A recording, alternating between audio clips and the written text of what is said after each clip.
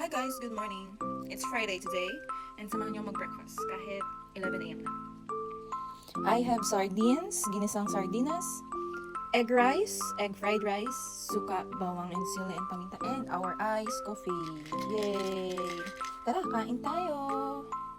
Nakikita niyo ba yung vitamins na inumin ko? Centrum, memory focus, and collagen. Kain muna! Let's taste our iced coffee.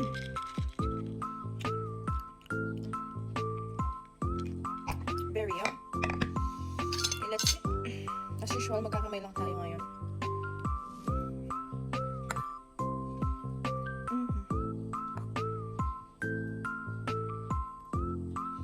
Oh, we have no serving spoons. Wow, yum! Nakakamiss mag-almusal sa Pilipinas, no?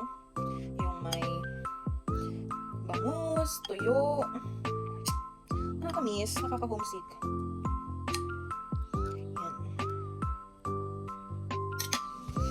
And let's eat. Kuha lang muna pala ako ng kutsara para sa suka.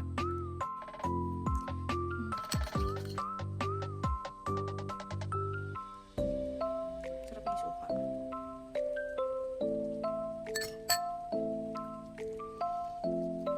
Bon appetit!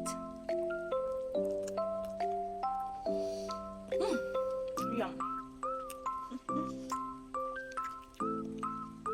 Anong almusal niyo today? Ngayon talaga nahilig ako magluto ng kung ano. Ang sarap sanang may work lang talaga ako. Ang sarap sanang mag-experiment. Mag-try mag-bake. Mga egg pie. Sarap. Egg pie, Spanish bread, kalihim. Ang hanghang. Kain!